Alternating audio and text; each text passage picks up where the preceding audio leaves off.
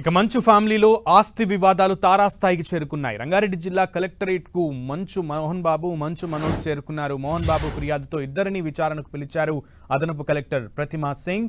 ఇక తన ఆస్తిలో మంచు మనోజ్ పాగా వేశారని గతంలో మోహన్ బాబు ఫిర్యాదు చేశారు. ఇప్పటికే మంచు మనోజ్ను విచారించిన అధికారులు తాజాగా ఇద్దరిని విచారణకు పిలిచారు.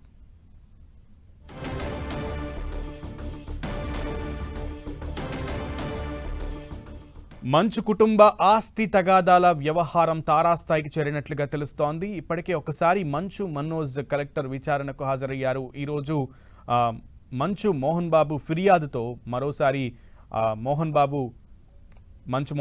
మంచు మనోజ్ ఇద్దరు కూడా కలెక్టర్ దగ్గరికి చేరుకున్నట్టుగా తెలుస్తోంది. మోహన్ బాబు ఫిర్యాదుతో ఇద్దరిని విచారణకు పిలిచారు అదనపు కలెక్టర్ ప్రతిమా సింగ్.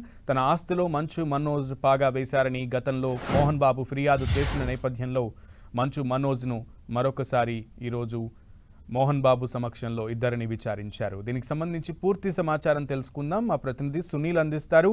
సునీల్, ఆస్తి తగాదాల వ్యవహారం చిలికి గాలివాన అయినట్లుగా తెలుస్తోంది. తారాస్థాయికి వెళ్ళింది. అప్డేట్స్ ఏంటి?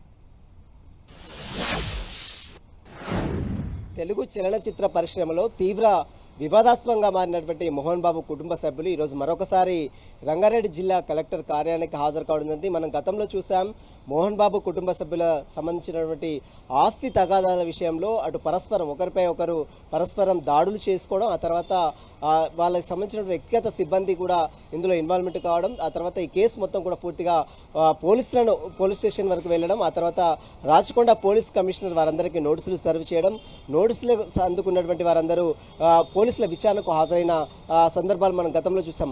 ఓవైపు పోలీసుల విచారణ కొనసాగుతుంటే మరోవైపు అటు రంగారెడ్డి జిల్లా కలెక్టర్ సంబంధించిన విషయంలో కూడా ఇన్వెస్టిగేషన్ కొనసాగుతుంది. ఇప్పటికే అటు రంగారెడ్డి జిల్లా కలెక్టర్ కార్యాలయం ముందు ఒకసారి మంచు మనోజ్తో పాటు అటు మోహన్ బాబు కూడా గతంలో హాజరయ్యారు. ఈరోజు మరొకసారి హాజరు కావాలంటూ కూడా గతంలో రంగారెడ్డి జిల్లా కలెక్టర్ నోటీసులు సర్వ్ చేయడం. ఈ నేపథ్యంలో ఈరోజు అటు మోహన్ బాబుతో పాటు మంచు మనోజ్ కొద్దిసేపమే కొంగరకలాలో ఉన్నటువంటి రంగారెడ్డి జిల్లా కలెక్టర్ ముందు హాజరు కానుంది.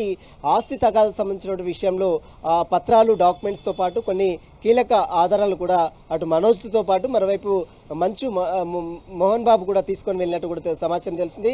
మొదటి నుంచి కూడా మోహన్ బాబు మంచు మనోజ్ని వ్యతిరేకిస్తున్నారు, తన ఆస్తిని లాక్కునేందుకు ప్రయత్నిస్తున్నారు.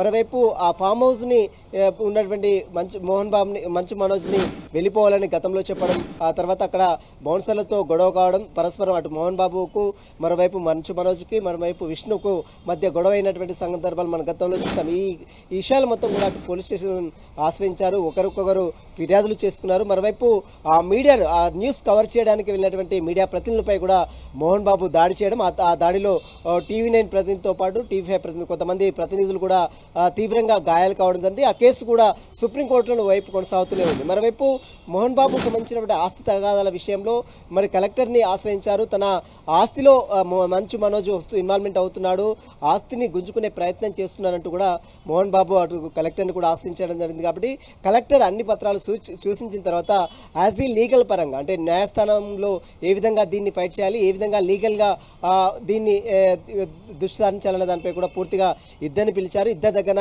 ఒపీనియన్ తీసుకున్న తర్వాత వారికి సంబంధించినటువంటి ఆస్తి సంబంధించిన విషయంలో కూడా ఒక నిర్ణయం కూడా కలెక్టర్ ఈరోజు తీసుకునే అవకాశం. ప్రస్తుతం అయితే ఇద్దరు కూడా మోహన్ బాబు హాజరయ్యారు, మరోవైపు మంచు మనోజ్ కూడా ఈరోజు హాజరయ్యారు. కాబట్టి ఇద్దరు దగ్గర ఆధారాలు సేకరిస్తున్నారు. ఆధారాలు సేకరించిన తర్వాత ఒక డిసిషన్ కూడా కలెక్టర్ కూడా తీసుకునే అవకాశం. సునీల్. ఓకే సునీల్.